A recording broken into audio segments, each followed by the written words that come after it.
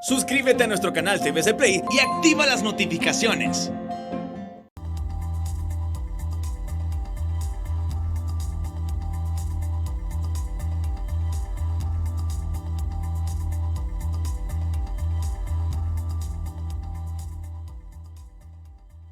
Buenas noches, gracias por estar con nosotros. Bienvenidos al banquillo. Les saludamos desde los estudios centrales de TSI.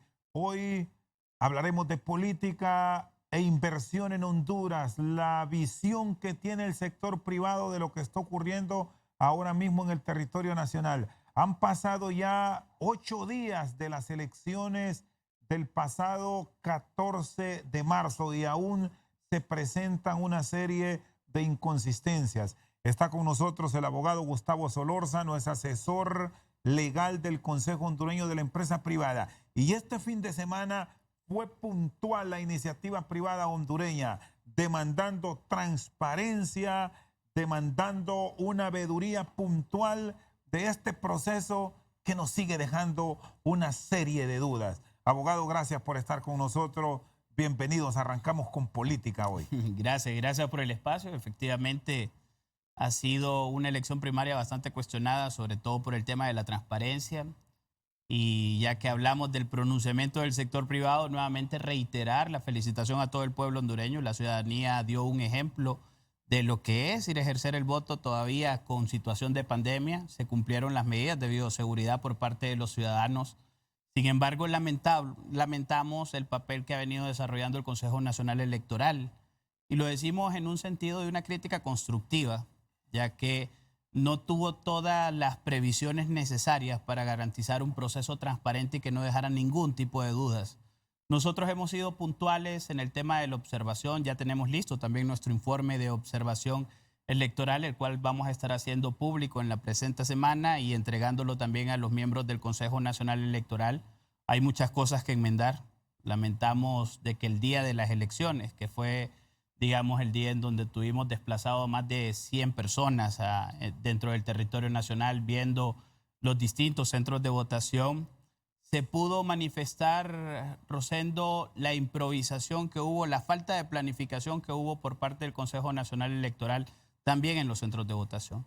¿Y por qué decimos esto? Porque al final se tomaron decisiones a último momento, decisiones muy improvisadas como el uso de los cuadernillos en 2 de los 3 partidos políticos que iban a contienda. Me tocó estar de observador y particularmente lamento de que la gente, cuando uno iba a observar a los muchachos que estaban dentro de las mesas o a las personas que estaban en las mesas electorales, muy poco conocimiento de lo que era el proceso. No sabían llenar las actas, aperturaron tarde también las urnas, es un tema logístico que hay que corregir. El tema de la bioseguridad, los kits llegaron muy tarde y al final, después del día de las elecciones, también se continuaron cometiendo una serie de errores. Se dice de que, bueno, al final iban a hacer un proceso no tan rápido como ha ocurrido en otras ocasiones, sin embargo, esto genera un montón de dudas y al final, cuando se tienen también una cantidad de recursos considerables, más de 1.000 millones para las elecciones primarias, no contar con un conteo rápido, también es lamentable. Se tuvo que haber tenido un primer conteo el día que se celebró las elecciones, el 14 de marzo, hecho que no ocurrió. Se empezó a dar los primeros conteos por parte del Consejo hasta el día miércoles de la semana pasada y todavía continúan, ¿no? Así que eso creo que no debe de ocurrir para el proceso electoral general. ¿Y qué grado de responsabilidad han descubierto ustedes como sector privado se tuvo por parte de los partidos políticos? Porque cuando se argumenta por parte del órgano electoral que ellos no contaron con los recursos a tiempo para todas estas previsiones que me habla, eso se debió plantear de forma puntual por parte de liberales, nacionalistas y libres. Sí, mire, nosotros desde el mes de septiembre del año anterior hicimos ya un primer comunicado cuando nos involucramos de lleno con todo el tema electoral, con todo el tema democracia en el país, en donde pedíamos una serie de situaciones. En primer lugar, el traslado de los recursos necesarios para el Consejo Nacional Electoral a tiempo y no hasta los últimos días del mes de enero como ocurrió, y eso atrasó los procesos de contratación. Eso impidió también de cumplir con el cronograma electoral. Pedimos de que se aprobara la ley electoral, la ley del Tribunal de Justicia Electoral, también. Hoy ya vamos a ver una serie de impugnaciones o acciones legales con un órgano de justicia electoral que, si bien han ideado los mecanismos legales para poder resolver, no tiene normativa sobre la cual no actuar. tienen normativa y prácticamente están resolviendo como un órgano de alzada en el derecho administrativo, como decimos los abogados. Y esto pues genera dudas también, porque al final todo esto, lo que queríamos evitar era que todo esto fuera a parar a la Corte Suprema de Justicia y posiblemente allá se vayan a terminar resolviendo todo este tipo de situaciones. La responsabilidad de los partidos políticos es grande. Los partidos políticos en Honduras son los que rectoran, administran lo que son los procesos electorales. En esta ocasión no fue la excepción. Aquí se peleaba, Rosendo, por un tema de que si tenían nombre o no tenían nombre. Yo no sé si usted tuvo la oportunidad de ver en las mesas electorales, cuando yo llegaba y preguntaba dónde está el carnet de identificación, lo tenían en la bolsa porque no andaban la correa, no tenían el cordón con el cual mantenerlo visible. Y posiblemente en una de esas hasta se podía meter gente que no era ni de las mesas, ¿verdad?, participando en todo esto. Así que sí, el tema de los partidos políticos tienen una responsabilidad muy grande, además que son los partidos políticos representados en el Congreso Nacional también que tuvieron que haber tomado todas estas medidas. Bueno, tenemos hasta mayo en base al calendario electoral que habrá que cumplir para la elección del último domingo de noviembre. Debe ser una apuesta clara del poder legislativo y de los partidos políticos tener esa ley, aprobarla y dedicarle todo el tiempo posible, quizás después de la Semana Santa. ¿Mantiene firme esa posición la empresa privada? Totalmente, y es que ese tiene que ser el primer trabajo que hagan los diputados del Congreso Nacional. Ya no tienen excusas. La excusa para que ya lo tenían todo acordado, pero que como iban al proceso electoral primario y que era cambiar las reglas, entonces que mejor iban a esperar hasta las elecciones generales para aprobar la ley. Ya no hay excusas para aprobar una ley electoral en Honduras y para aprobar también la ley del Tribunal de Justicia Electoral. El tiempo es corto, pero todavía con el tiempo que tenemos podemos salir en este proceso para sacar adelante el proceso electoral general. Lo otro que es muy importante es el tema de los recursos que se le traslada al Consejo Nacional Electoral, para que también el Consejo no vaya a tener ningún tipo de excusas en cuanto a lo que es la gestión y la administración de las elecciones del mes de noviembre. No podemos, y esto lo hemos repetido en muchas ocasiones, no podemos continuar teniendo procesos electorales que, en vez de representar la paz ciudadana, estén representando conflictos para todos los hondureños. No podemos continuar en eso, y para ello pues necesitamos de que los procesos electorales se desarrollen con transparencia. Bueno, me dice que no tienen excusas, pero ¿qué implicaciones hay desde la óptica, bueno, de ustedes los juristas, de llegar a una elección con la actual ley, como fuimos a la primaria? Mire, ahí el problema ha sido de que hemos construido una nueva institucionalidad, un órgano electoral de que ahora es el que se encarga de administrar el proceso electoral, pero a la par construimos también otra institucionalidad, que es el Tribunal de Justicia Electoral. La anterior ley, la ley de las organizaciones políticas, lo que establecía es una ley pensando en un solo órgano. Esto trajo consigo entonces la creación de nueva normativa de carácter transitorio que no ha dejado claro qué es lo que debió de ocurrir con el proceso. Y por eso nosotros vimos una semana antes de que con el tema de los libros de votación que no estaban completos con el censo, y permitió entonces tener que tomar otras medidas adicionales. Ha generado muchas lagunas. Y como decimos también los abogados, al final en estas lagunas justamente es donde se encuentran temas que ponen en duda esa transparencia. Si bien los miembros del órgano electoral, en este caso del Consejo Nacional Electoral, cuando se reúnen en pleno, deben o pueden crear normativas para lo que es el proceso electoral, lo que tuvimos en esta ocasión con el órgano electoral eran un montón de discrepancias. Teníamos a 3 abogados que pensaban de 3 formas distintas muchas veces, o si no teníamos 2 que pensaban de una forma y uno distinto, y esto generó muchas divisiones que fueron posteriormente trasladadas a la sociedad, porque eran divisiones que se manifestaban al público en general y no se quedaron dentro de la institucionalidad. La institucionalidad, ese órgano colegiado no pudo soportar los problemas que tenía y presentar una solución a la población. No era salir con el problema, Chendo, era salir con la solución al problema. Y hablando de estos tiempos que han transcurrido durante más de una semana hoy, con lo que estamos observando, ¿estamos a tiempo aún de corregirlos con las solicitudes que están llegando, partiendo de que el Partido Liberal faltan muchas actas que procesar para el nivel electivo presidencial? Ni hemos entrado de lleno a los diputados y también a los alcaldes. Quedémonos con el nivel electivo de la presidencia. Falta una buena cantidad de actas en el Partido Liberal. Avanzó un poco más el Partido Nacional, pero le quedan poco más de 1000.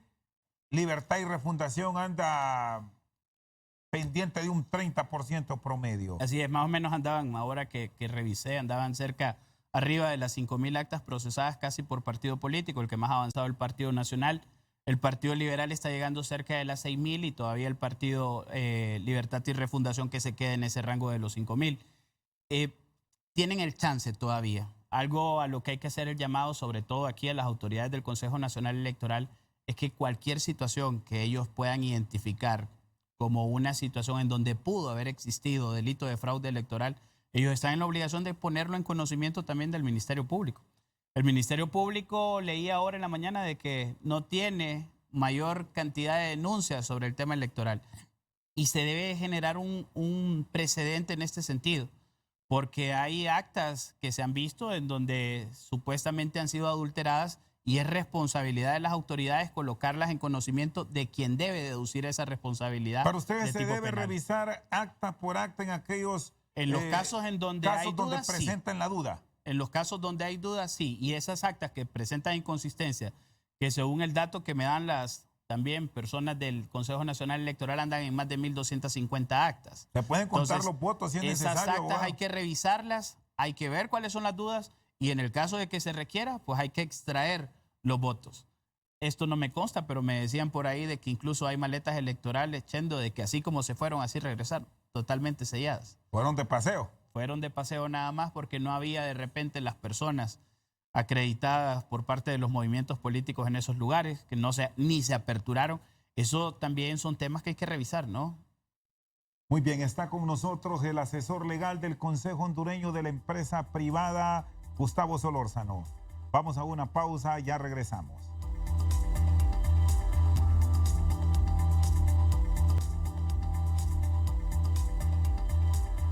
Seguimos al banquillo esta noche con el abogado Gustavo Solórzano, asesor legal de la empresa privada. Se aferran al poder porque quieren seguir haciendo de las suyas, refiriéndose a los políticos. Esta es una frase de la Iglesia Católica en su homilía de este domingo y agregó, son como lobos feroces. ¿Qué piensa de todo lo que ha ocurrido alrededor de este proceso primario después de los señalamientos entre ellos mismos, porque se están acusando entre ellos y no hay por dónde meter la tijera? Entre liberales se acusan de fraude, entre libres que se robaron la coordinación general, igual pasa en el Partido Nacional con adulteración de actas y con exclusiones. Mire, es lamentable y parece que no hemos aprendido la lección. Es lamentable que al final la clase política continúe realizando este tipo o creando este tipo de situaciones. Sabemos de que este no era un proceso electoral primario cualquiera. Era un proceso electoral muy importante, sobre todo a nivel de las diputaciones también. ¿Por qué razón? Porque el siguiente Congreso Nacional es el Congreso que va a estar a cargo de hacer el nombramiento, la selección de los magistrados a la Corte, el nombramiento del próximo fiscal general y fiscal general adjunto, también la Corte, el Tribunal Superior de Cuentas, los mismos miembros del Consejo Nacional Electoral y Tribunal de Justicia Electoral. Y lamentamos que en aras de querer alcanzar a veces también ese poder, la clase política le haga tanto daño a la ciudadanía hondureña. Y eso es, creo yo, despreciable. Es necesario de que la clase política en realidad se dedique a respetar la voluntad popular, a conquistar el voto por medio de propuestas que tampoco hemos visto en este proceso electoral. Nosotros no hemos visto mayor cantidad de propuestas por ninguno de los precandidatos que participaron en el proceso electoral. Esperamos de que esto sea distinto para el proceso electoral de noviembre. Y es parte del compromiso que nosotros tenemos como COE, como sector privado con la ciudadanía hondureña. Vamos a estar desarrollando un debate tentativamente el 7 de noviembre, domingo, en donde esperamos de que todos los candidatos políticos a nivel presidencial puedan participar cuando se les invite y que no vayan a dejar esa silla vacía, porque el pueblo hondureño lo que quiere escuchar también son las propuestas de ellos y a dejarnos de las viejas prácticas de los políticos, que participen en realidad por el bienestar de Honduras, que eso es lo que queremos todos. Queremos el desarrollo, queremos el crecimiento económico. Aquí muchas veces culpamos también, yo he dicho, a veces vemos como el malo de la novela a la empresa privada, porque dices que la empresa privada no crea empleo, pero es que la empresa privada no crea empleo por medio de decreto, crea empleo en base a condiciones. Y las condiciones que son o que se requieren es estabilidad, es gobernabilidad, es en realidad tomar verdaderas medidas desde el punto de vista fiscal. Y eso no se lo han escuchado hasta ahora a ninguno. ninguno de los políticos. Todos los políticos han salido todavía con los mismos cuentos, ¿no? Vamos a generar empleo. Sí, pero ¿cómo generamos el empleo? Ninguno se ha acercado a la empresa privada todavía a decir, miren, este es el plan que nosotros tenemos para la generación de empleo. Y en este momento, incluso yo lo he dicho, la Secretaría de Trabajo, ¿verdad?, es muy importante, pero debería de ser una Secretaría del Empleo en este momento, porque antes de cuidar el trabajo debemos de generar los empleos y preocuparnos por los empleos. Y ese es el trabajo del sector privado. Y mucho más en la circunstancia, abogado Solórzano, que vive el país ahora mismo con una pérdida de empleo sin precedente, con una contracción de la economía de igual manera que asfixia a muchos inversionistas y que prácticamente hasta el gran empresario en este instante está viviendo casi del día a día.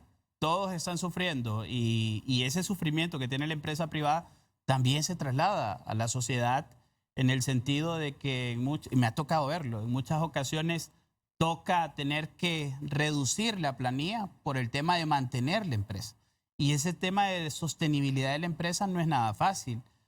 Debemos de reconocer de que el año anterior fue un año muy duro, sobre todo para la micro y pequeña empresa. Desaparecieron cerca de 4 de cada 10 microempresarios, desaparecieron. Muchos posiblemente ahora están también en la informalidad. La informalidad ha crecido, ha llegado a porcentaje hasta del 70% según datos del Instituto Nacional de Estadística. El desempleo, que nuestra consideración hemos hecho ahí varios análisis, se quedó corto. El Instituto Nacional de Estadística se puede llegar a estimar de que en desempleo hay más de 600,000 personas en este momento, una cantidad grandísima. Según datos del INE, andamos en 10.9% la tasa de desempleo abierto, es decir, gente que no puede encontrar empleo. Y eso es lamentable y justamente esos son los problemas de país que hay que tratar, junto con la educación, junto con la parte de salud. Son los temas de carácter estructural que pegan en todo y es lo que nosotros pretenderíamos escuchar, ¿verdad? O queremos, más bien anhelamos escuchar de la clase política. Y después vienen las quejas por el tema de las caravanas. Sí, es las nuevas opciones que hay. Educación, salud y trabajar en el empleo, Chendo, y cualquier encuesta que pueda salir, cuando se le preguntan a las personas por qué se van de Honduras, muchos se van porque no tienen empleo y es más, se manifiestan como desalentados, es decir, de que no tienen ni aspiración de conseguir un empleo en Honduras, porque no creen que tengan oportunidades. Y luego el otro tema es el tema también de la seguridad, que es muy importante. El tema de la falta de gobernabilidad en el país también ha sido otro de los elementos que salen ahí, sobre todo por los jóvenes. Y es irónico porque esa fuerza humana que se nos está yendo es la que nos está manteniendo hoy en día también. Las remesas no disminuyeron el año anterior, aumentaron. ¿Qué quiere decir eso? Bueno, de que todavía nos mantenemos a expensas de esa clase trabajadora hondureña, pero que no está desarrollando esa productividad en Honduras, sino que ha tenido que salir y es la que nos está ayudando, ¿verdad?, a mantener la economía. Abogado Solórzano, ¿y cómo ordenarnos o cuál es la propuesta del sector privado para estos meses que restan, que si bien tendremos solamente actividad política los últimos 90 días, pero aquí esto ya está abierto? Aquí vamos a tener una actividad por la continuidad del partido actualmente de gobierno y una oposición que busca alianzas para llegar a la presidencia de la República con todo el desorden que se vive, por más que digan que no existe, pero sí lo hay, usted lo conoce. ¿cuál es la propuesta integral para no salirnos aún más de las rutas ya trazadas en materia económica por ustedes como inversionistas y los organismos internacionales que van a estar vigilando que aquí no se vayan a descarriar? Mire, en el mes de julio, y nosotros estamos trabajando en esto ahora, hemos hecho varias propuestas ya al actual gobierno, pero ya es una práctica del COEP en el mes de junio previo al año o en el año que se celebran las elecciones, en este caso pues será en junio del año 2021, nosotros celebramos el Encuentro Nacional Empresarial. Y en el Encuentro Nacional Empresarial nosotros entregamos una propuesta de lo que pueden ser las acciones a tomar en cuenta en materia económica, en materia social, en materia también de democracia, de justicia, de paz. Y estamos trabajando en la construcción de esto, ya hemos avanzado bastante, hemos estado teniendo distintas reuniones, aquí estamos teniendo el apoyo de Transformando Sistemas de Mercado, que es un proyecto de la cooperación estadounidense. Estamos teniendo el apoyo también de bancos multilaterales que nos están apoyando con esto, de World Vision, de COEP, que está involucrado al 100, con la idea de presentar nuevamente un plan de acción de lo que debe ser el próximo gobierno. Es para todos los aspirantes, es para los 14. todos, y a todos les vamos a invitar, sin exclusión, para que el que llegue al poder pueda tener una guía práctica del qué hacer para desarrollar nuevamente la economía en el país, pero a pesar de que, y por eso mencionaba los otros temas, salud, seguridad, educación, que es tan importante, ¿no? Porque son temas estructurales y vienen ligados con la parte económica. En la parte de formación profesional, un gran trabajo todavía que nos queda que hacer en esa temática. Bueno, y en ese marco de propuesta del sector privado,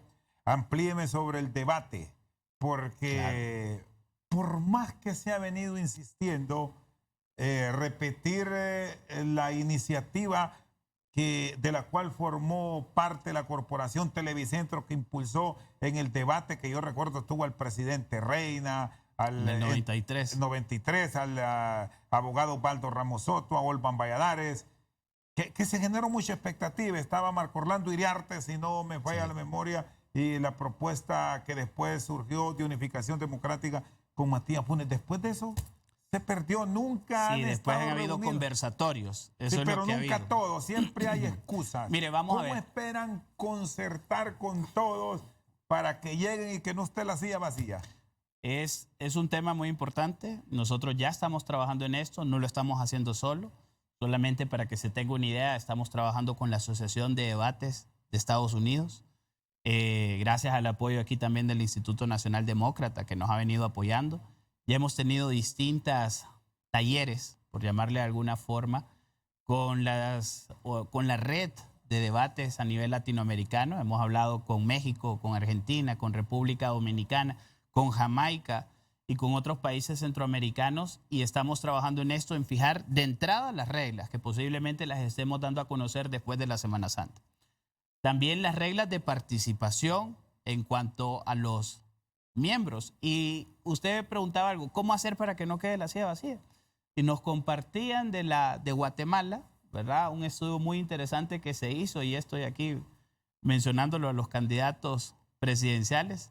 Candidato que no se presenta, candidato que no ha ganado. En los estudios que se han desarrollado por la por la Red Latinoamericana de Debates, eso de dejar la silla vacía no es, más bien hay que verlo como una oportunidad para terminar de captar los votos de aquellos que están indecisos. Así que nosotros esperamos de que en noviembre el debate sea un éxito. Ya estamos también en plática con Corporación Televicentro y con otros medios de comunicación para que sea una transmisión masiva con todas las radiodifusoras también, para que se pueda expandir la difusión de este mensaje. Estados Unidos nos decía, lo único que supera el Super Bowl es el debate presidencial. Tal vez el reto es grande el que nos queremos poner, pero esperamos poder tener la mayor atención de toda la población hondureña para el 7 de noviembre que estemos desarrollando este debate presidencial. Muy bien, Gustavo Solórzano, asesor legal del Consejo Hondureño de la Empresa Privada, con nosotros esta noche al banquillo. Vamos a una pausa y ya regresamos.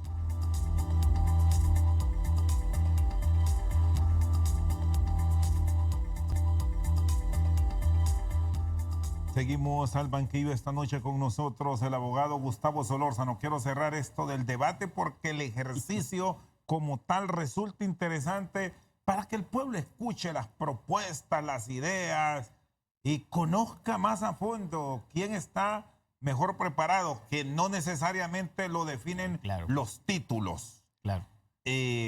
Muchos candidatos con opciones de ganar, porque en eso debemos ser sinceros. Aquí hay unos que participan y otros que llegan solo por cumplir requisitos o agrandar currículum.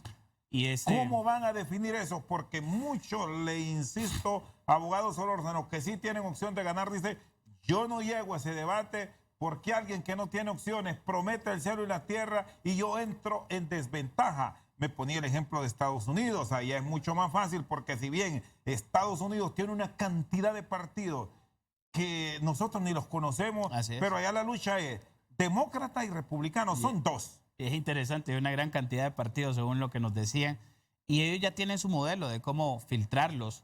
Sin embargo, también en Honduras debemos de compararnos con lo que tenemos o con lo que somos más parecidos. En este caso, la experiencia de Guatemala ha sido bastante interesante. En Guatemala la regla que se fija es de que participan en el debate aquellos candidatos que tienen al menos el 5% de intención de voto, según las encuestas que ellos desarrollan como grupo organizador del debate.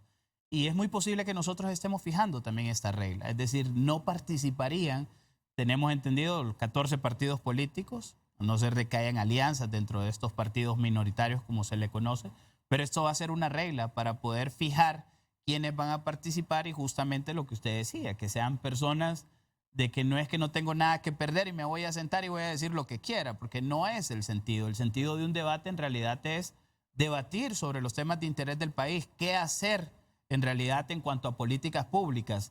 Y en cuanto a eso, pues la pretensión nuestra es que las personas que participen en el debate sean personas en realidad que tengan posibilidades reales de alcanzar la presidencia y que esto no se vaya a malentender como una discriminación para partidos minoritarios.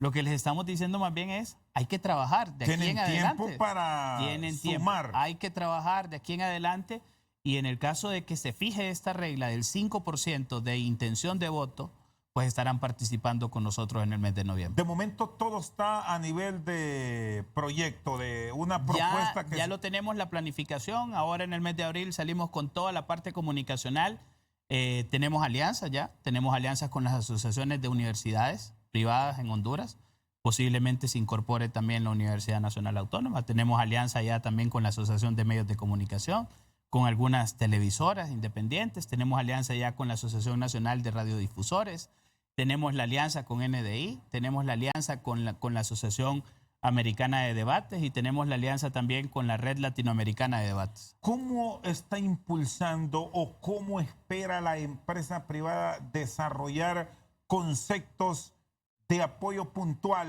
para las elecciones generales, para evitar altos niveles de abstencionismo y que aquí en Honduras los gobernantes y bueno, todos los aspirantes a cargos de elección popular los termina eligiendo menos de, bueno, un promedio del 50% del censo electoral, aproximadamente según los últimos datos de las elecciones del 2017? Sí, y aquí también es una pregunta muy buena porque estamos metidos de lleno en este tema electoral en este año 2021. Mencionarle que vamos a estar trabajando también en iniciativas de transparencia. Ya hemos creado nuestra página web en donde pueden encontrar toda la información del tema electoral. Entran a la página de COEP y ahí tienen el enlace. Y la idea es poder obtener los perfiles de cada uno también de los, en este caso, pues de los 128 candidatos que irían al Congreso Nacional por partido político y que la gente pueda explorar un poco sobre ellos. También en el caso de los presidenciables, el poder tener un perfil de ellos, el estar de repente no a nivel de debate, pero sí tener conversatorios con todos. Nos vamos a estar acercando a todos, vamos a estarlos invitando al Encuentro Nacional Empresarial, en donde vamos a estar participando del plan de gobierno, desde el punto de vista económico, social también. Y la idea es poder tener mucha visibilidad de las personas que aspiran a dirigir los destinos del país por los próximos 4 años. Y ese va a ser un trabajo en donde nosotros vamos a estar haciendo con la sociedad hondureña, incluso alianzas con empresas para que las empresas, un trabajo muy parecido al que hizo Televicentro recientemente, en donde daba el voto informado de la gente, o sea, exponía y motivaba a la ciudadanía a ir a votar. Y hay que hacerlo.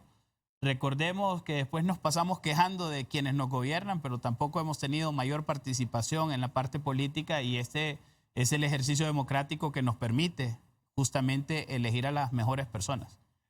Abogado Solórzano, a propósito de la empresa privada, ¿cómo está cerrando este primer trimestre? Viene una Semana Santa que en otro tiempo era un gran alivio para el pequeño y mediano empresario, también para la gran empresa con el tema turismo, pero estos son cuentos del pasado.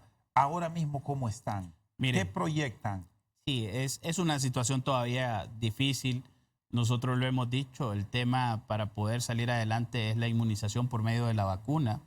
Era necesario, y esto lo veníamos repitiendo desde fines del año anterior, el tema de la necesidad de adquirir una gran cantidad de vacunas, no solamente quedarnos con la iniciativa COVAX, que es muy buena, sino tratar de salir a buscar con las distintas casas farmacéuticas y asegurar la vacunación de la población hondureña en el año 2021, porque eso es lo que nos permite volvernos a reactivar económicamente.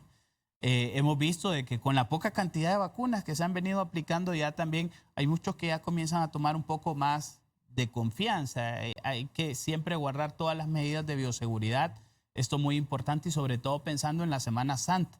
La Semana Santa en tiempos normales pues ayuda a la generación de 24,000 puestos de trabajo temporales, ayuda a la generación de cerca de $1,000 millones que se inyectan, que forman parte de la derrama económica en el país.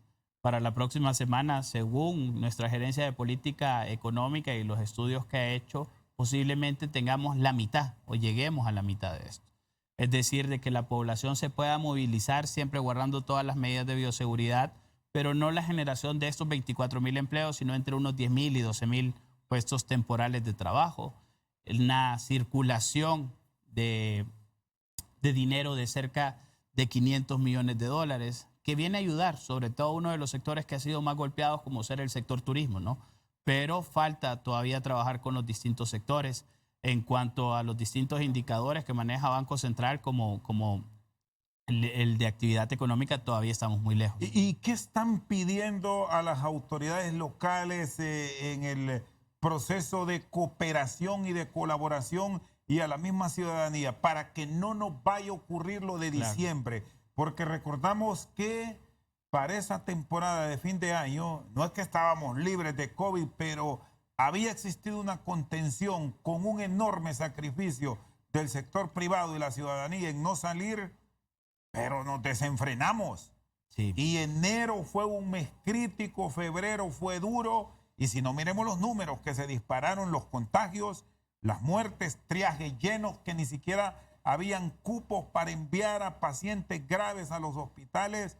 Y ahora, si no se tiene este cuidado, podemos terminar con un mes de abril y mayo que de pronto podemos tener vacuna ya, pero crítico. Sí, vamos a ver. Ahora que estamos empezando a ver también esa luz al final del túnel, que ya estamos cerca, digamos, por salir de esto, es de guardar todas las medidas. O sea, ya tenemos o ya comienzan a venir las vacunas, ya se empieza no ir al desenfreno. No irnos al desenfreno. Las empresas tienen que guardar todas las medidas de bioseguridad. Es responsabilidad de las empresas el tener todas las medidas de distanciamiento, el gel de manos, el tratar también de llegar a las personas, a los clientes, en cuanto a la importancia de las medidas de bioseguridad. No permitir gente que llegue sin la mascarilla, esto es muy importante. En cuanto a la ciudadanía, el tomarlo con calma. Esto no es un desenfreno, la enfermedad todavía está aquí. Y si no nos cuidamos, pues lo único que podemos hacer es colapsar ya de por sí el debilitado sistema de salud que tenemos en el país. Y usted lo decía, en este momento los hospitales, las unidades de cuidados intensivos en casi todos los hospitales sobre todo de las regiones que tienen el mayor número de habitantes, están llenas. Y tengamos cuidado entonces al regresar, porque el efecto de todo esto se ve 15 días. Por eso en la mesa multisectorial se tomaron algunas medidas, ¿verdad? Si bien no se cierra, como ocurrió en la Semana Santa anterior, pero la gente que se va a movilizar lo hace bajo su propio riesgo y lo hace también debiendo de conservar todas las medidas de bioseguridad. Se prohíben, por ejemplo, las excursiones en autobuses, evitando de que haya aglomeración de personas. Este tal vez puede llegar a ser un momento también en donde la gente tome en realidad esa conciencia. Recordemos que la Semana Santa en realidad es una fiesta religiosa, ¿no? Y tomar este tiempo de reflexión en todo buen sentido. Y en el caso de tener que realizar turismo, bueno, que lo hagamos también con mucha responsabilidad. Hay mecanismos para mantener distanciamiento y para evitar cualquier tipo de contagio. Muy bien, el abogado Gustavo Solórzano con nosotros esta noche al banquillo. Vamos a una pausa, ya regresamos.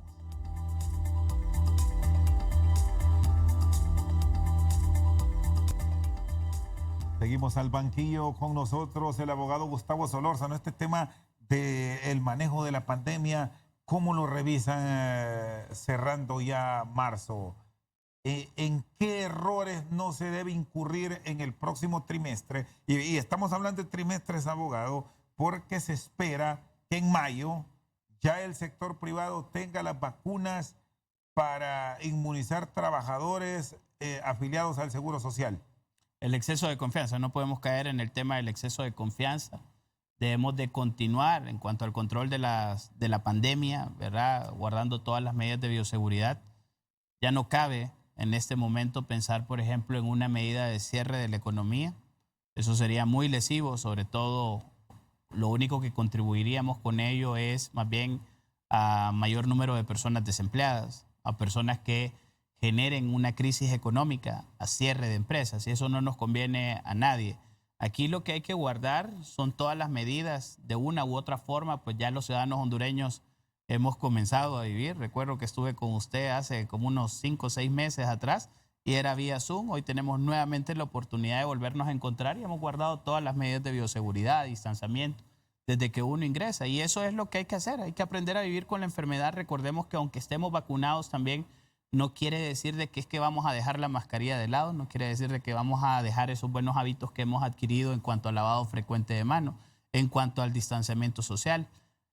Sabemos que nos duele a veces por lo afectivo que somos los seres humanos, pero hay que guardar todas estas medidas de bioseguridad hasta que no haya un control total de la pandemia. Y aquí, en cuanto al tema de las vacunas, esperamos que ya en el mes de mayo, pues por medio del Seguro Social vengan 203,000 dosis que ayudarán también a vacunar a cerca de 103,000 personas, más de 100,000 personas, ¿verdad? Y esto ya contribuye a lo que es la reactivación económica, porque ya son personas que están dentro del aparato productivo. ¿Y cómo llevan este proceso ustedes para que no se falle? ¿Hay algún monitoreo puntual? Porque nos dijeron en un principio que venían en abril, hablando de estas vacunas que adquirió el Seguro Social, 21 de abril creo. Sí, así era. Y luego se prorrogó que quizás a finales, ahora me dice que es segunda quincena de mayo. Ese es sí, más o menos previsto. Está previsto, la empresa ha previsto de que vienen en la segunda o tercera semana del mes de mayo. Ok, no pasa de ahí, ya vendría un primer lote de 203,000 dosis que van a ayudar, como le decía. Es AstraZeneca. AstraZeneca, que son las vacunas que ha comprado el Seguro Social. ¿Y ustedes como sector privado han tenido la posibilidad de ir buscando otras alternativas y no quedarse como pasó con el gobierno, que se quedó pendiente solo de AstraZeneca y ya miramos cómo pasamos dificultades a nivel de la población en general? ¿Hay algunas otras opciones que ya observaron? Está la Moderna, está Sputnik, Johnson & Johnson, que es una sola dosis, Pfizer. Mire, hay pláticas. Lo único que hay que recordar que todas las casas farmacéuticas en este momento, con quien hablan es con los gobiernos. Nosotros con quien tenemos una excelente comunicación en este momento y que se ha estado trabajando en poder adquirir más vacunas es justamente por medio del Instituto Hondureño de Seguridad Social. Y la idea aquí es traer vacunas para tratar de inmunizar a todas la población, no solamente a la población que está afiliada al Seguro Social. Nunca ha sido ese el interés exclusivo nuestro. Hemos ido más allá como sector privado y es necesario traer las vacunas también para la población informal, de que vean algún tipo de atractivo también en la formalidad. Sin embargo, en este momento, traerles vacunas para que se puedan vacunar ellos, poder vacunar a todas las familias también de las personas afiliadas al Seguro Social. Y aquí hay que continuar insistiendo y haciéndole la petición al gobierno, a las autoridades, de que este tipo de medidas se puedan lograr. Y lo aclaro, no es con el propósito de comercializar vacunas, es con el propósito de inmunizar a la población hondureña. La propuesta que escuchamos del presidente del Congreso Nacional al retornar a las sesiones, por cierto, dijo que después de las elecciones, ya pasamos, quizás lo hagan después de Semana Santa, Así es. de reformar nuevamente la ley de vacunas para abrir y permitir que se traigan vacunas por parte de sectores plenamente identificados con el fin de inmunizar a sus empleados. Aquí me ubico en el plano de la empresa privada. ¿Cómo lo observan? Muy bien, si eso es lo que nosotros queremos. Al final, lo que las empresas quieren, hay empresas que pueden llegar a tener 10,000, 15,000, 20,000 trabajadores y lo que quieren es traer esas vacunas para ellos y al mismo tiempo hacer la donación por cada vacuna que se traiga, donar una vacuna más. Entonces ya no tendríamos 20,000, sino 40,000 personas inmunizadas. Y dependiendo la agilidad con lo que esto también se puedan adquirir, iríamos liberando muchas vacunas que están desde la Secretaría de Salud, a través de la iniciativa COVAX, como también del Seguro Social. Vaya, y le pongo el ejemplo del Seguro Social. El Seguro Social, ellos hicieron su primer plan para justamente la fecha 21 de abril, pensando de que todavía no íbamos a tener las vacunas de COVAX. Hoy ya por medio de COVAX se ha vacunado prácticamente a toda esa primera línea, es decir, a los médicos y a los que están, ¿verdad?, dentro del área de la salud. Que ya incluye esas al Seguro Social. Exactamente. Entonces ya son vacunas que quedan directamente para aplicarlas a las fuerzas productivas en Honduras. Empezando siempre con un plan bien sistematizado y que se ha trabajado con la Secretaría de Salud por medio del programa ampliado de inmunizaciones, en donde se estaría aplicando a las personas vulnerables que puedan llegar a tener una enfermedad preexistente por el tema de edad. Así que son soluciones al problema, son soluciones, y la idea de esto no es llegar al 2023 como se nos pronosticó como país, que prácticamente íbamos a estar saliendo hasta el 2023 de un proceso de inmunización, sino hacerlo lo más rápido posible. En la medida que lo hagamos más rápido reactivamos la economía hondureña y vemos ejemplos puntuales y se los cito aquí. Por ejemplo, Houston, el estado de Texas, se dedicó a hacer rápidamente una inmunización y posteriormente le dijo al mundo, hey, ya estoy abierto, comencemos nuevamente con la actividad económica de una manera acelerada. Ya entró Eso es en la lo que deberíamos de hacer nosotros aquí en Honduras. Muy similar a la de 2019 Texas. Y eso es lo que deberíamos de hacer en Honduras, porque en la medida que nosotros inmunicemos más rápido, y más rápido sobre todo que nuestros competidores, los países de la región centroamericana, es más rápido que por cierto nos llevan ventaja. Así es. Costa Rica es el ejemplo de la región. Nicaragua y hasta y eso es lo que nosotros con tuvimos que ver. El Salvador llegaron bajo el mecanismo COVAX vacunas de Pfizer. Y ellos habían inmunizado anteriormente. Guatemala, que Honduras le trajo el primer lote del donativo de Israel, ya se nos adelantó. Entonces a eso es lo que debemos de aspirar, a ponernos nuevamente a la par y, de ser posible, con el apoyo del sector privado, que nunca hemos dejado solo en este tema, de tener una participación activa desde que se dio todo el tema de la pandemia. Gracias al sector privado se instalan triajes, gracias al sector privado una buena contención, se entendió de manera más rápida. Que fue una también. gran salvación para muchos. Se entendió más rápido triajes. la manera de cómo evitar el colapso del sector de la salud, ¿no? En cuanto a los hospitales. Logramos generar esos filtros que fueron muy importantes. Ahora lo que nosotros hemos dicho siempre es, ayúdennos también, ayudarles para que reactivemos la economía y que no nos quedemos en la cola. Porque en la medida que nos quedamos en la cola, ya se nos van un montón de oportunidades, Chendo, y esto hay que evitarlo. Tenemos que colocarnos nuevamente a la par de los países que ya han inmunizado con mayor agilidad. ¿Cómo va la dinámica económica posterior a la Semana Santa? ¿Con qué fortaleza espera la empresa privada arrancar la misma? Mire, aquí tenemos que trabajar en un tema, y lo decía el presidente Sicafi el día de hoy, Él ha estado muy comprometido con este tema. Tenemos que trabajar sobre todo en la generación de empleo.